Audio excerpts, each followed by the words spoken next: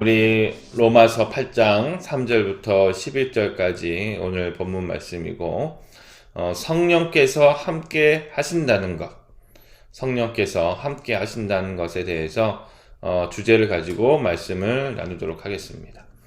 자, 우리 전주에는 우리 로마서 8장을 들어가면서 정죄함이 없는 성령의 사람이란 주제로 말씀을 나눴죠.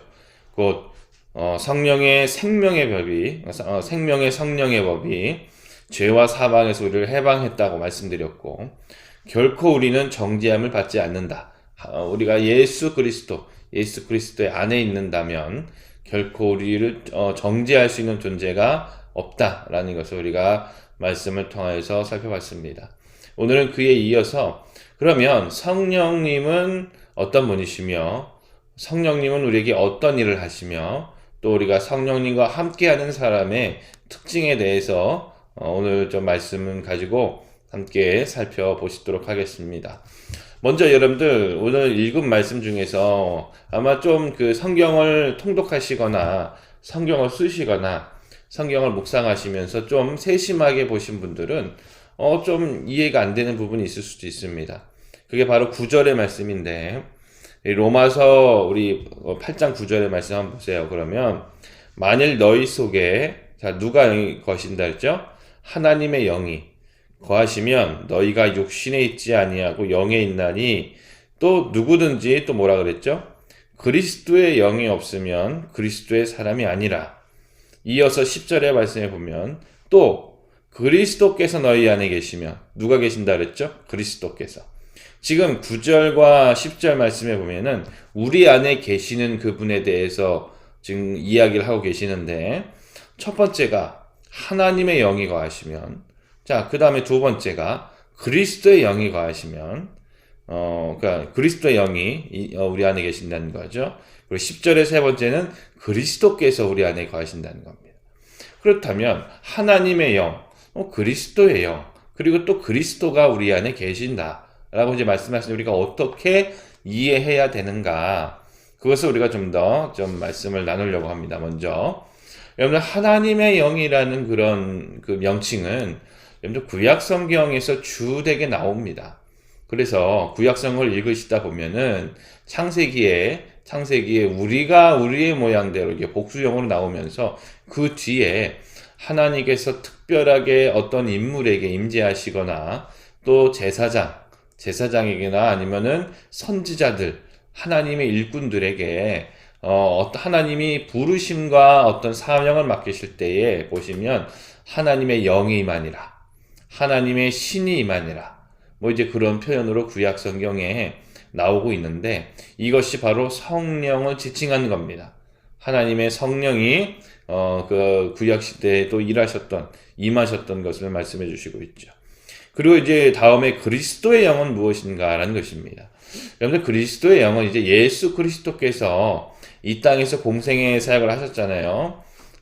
공생의 사역을 하시고 십자가에 못 박혀 돌아가시고 그 다음에 승천하여 올라가실 때에 주님께서는 제자들에게 분명히 말씀하셨습니다. 너희는 예루살렘을 떠나지 말고 너희에게 보낼 하나님의 영인 성령을 기다리라 라고 했습니다.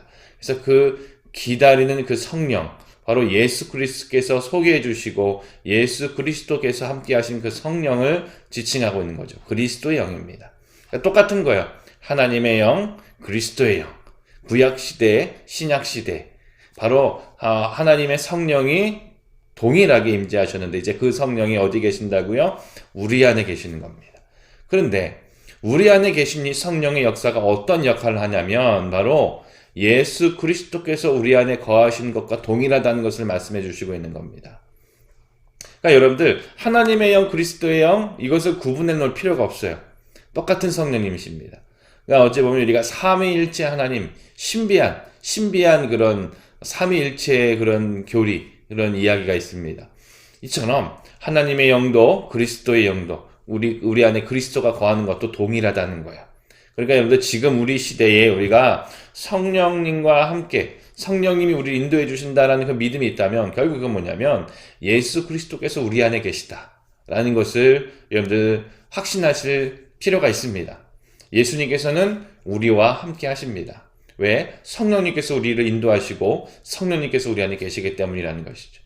그래서 여러분들, 세상이 흉악해지고 말세로 갈수록 적그리스도 무리들이 나와서 메시아가 여기 있다, 구원자가 이쪽에서 나타난다, 거기에 현혹될 필요가 없습니다. 우리의 눈에 볼 때 하늘에서 재림하시는 예수 그리스도, 그 재림의 때 외에는 성령의 역사가 우리 안에 계시므로 그 메시아이시며 구원자이신 예수 그리스도는 바로 우리 안에 있는 줄로 믿습니다. 그렇게 믿으시고, 그래서 여러분들 어떤 이단의 무리들이 나와서 메시아가 어디 있다라고 우리 현혹할 때가 있다면 단호하게 이 말씀을 무기 담아서 물리치시기 바랍니다. 그 성령의 역사는 예수 그리스도께서 우리 안에 거하신 것과 동일하게 우리와 함께 하시는 그 은혜를 주신다는 것입니다. 자, 그러면 그 다음 넘어가서 이제 그 성령님과 함께 하는 자의 특징이 있습니다. 그러니까 오늘 우리가 읽었던 말씀 보면은 좀 이제 그 육신에 거하는 자와 영에 거하는 자를 완전히 구분해서 설명을 하잖아요. 이처럼 성령님을 모시고 사는 사람은요, 육신에 거하지 않습니다. 그러니까 이 말이 뭐냐면은, 오늘 이 나오는 육신은요, 우리 눈에 보이는 육신을 상징으로 해서 그 죄를, 우리에게 지적하고 있는 겁니다. 죄. 그러니까 육신을 이야기하면서 우리 육신이 이렇게 부정하다 그런 것이 아니라 우리의 육신을 빗대어서 죄를 이야기하는 거예요. 그래서 이제 육신에 거하지 않는다는 것은요, 이제 우리는 옛사람이 아니다라는 겁니다. 자, 우리가 로마서 1장부터 7장까지 계속 이야기해 왔던 거예요. 뭐죠? 죄에 거하지 않는다, 옛사람이 아니다라는 것은 이제 예전처럼 죄에 끌려다니는 사람이 아니라 우리는 죄에서 해방된 사람이다라는 겁니다. 그 죄의 싹인 사망에서도 해방된 사람이고요. 로마서 8장 1절에 이야기한 것처럼 죄에서 해방됐다는 것은 우리를 정죄할 존재가 없다는 것입니다. 우리는 정죄함을 받지 않는 존재가 되었다는 것이죠. 곧 여러분들, 우리가 육신에 거하지 않는다는 것은 죄에서 떠나는 것이고, 우리 죄에서 떠났다는 것은 우리 육신의 소욕들 있잖아요. 죄성, 탐욕, 교만, 욕심, 그런 것에 지배를 당하지 않는 사람을 말하고 있는 겁니다. 그래서 여러분들, 성령 안에 거하는 사람은 성령의 지배를 받는 거야. 우리가 로마서 8장 1절에 보면은 생명의 성령의 법, 우리는 죄의 법에 매인 것이 아니라 성령의 법에 매여 있는 줄로 믿습니다. 성령의 법에 매여 있기 때문에 우리는 사망에서 해방되고 구원을 얻을 수가 있게 되는 것이죠.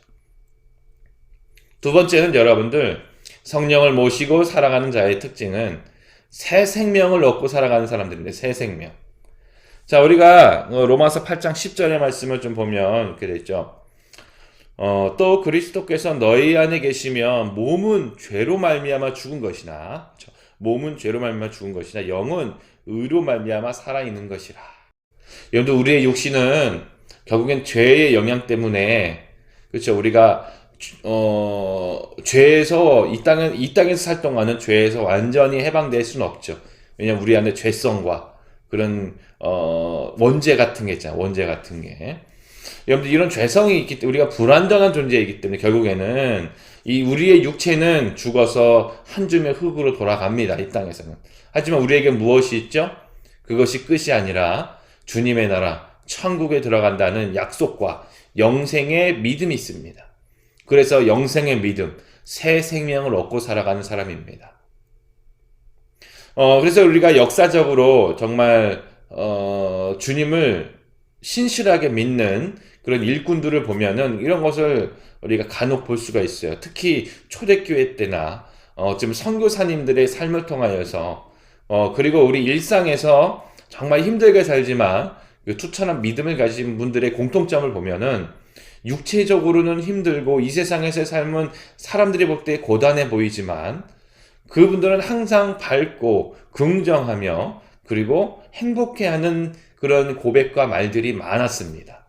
뭔가 재물이 없어도, 그리고 복음을 증거하다가 옥에 갇혀도 찬송을 부르고 주님 앞에 감사하며 기도를 하죠. 무엇 때문에 그렇습니까? 영생의 믿음이기 때문에 그렇습니다. 꼭 우리의 몸은 이 땅에서 잠깐 있다가 없어질 수 있지만 우리는 주님의 나라에 가서 영원한 천국에 가서 주님과 함께 한다는 이 새 생명, 영생의 믿음이 있기 때문에 그들은 이 세상에서의 삶의 한계를 극복해내고 이겨낼 수가 있는 것이죠. 육체적인 한계와 육체적인 속박을 이겨낼 수 있는 것입니다. 결국엔 여러분 우리도 그렇습니다. 우리의 몸이 그래요. 우리의 몸도 나이가 더 들어갈수록 약해지고 병도 들고 다 이게 예전처럼 힘도 나지 않고 그렇습니다. 그거는 자연스러운 거예요. 왜냐하면 인류가 죄의 영향으로 이렇게 나왔기 때문이라는 것입니다. 우리는 그것을 긍정적으로 받아들이며 무엇을 더 강하게 해야 되죠? 영생의 믿음을 더 강하게 하셔야 됩니다.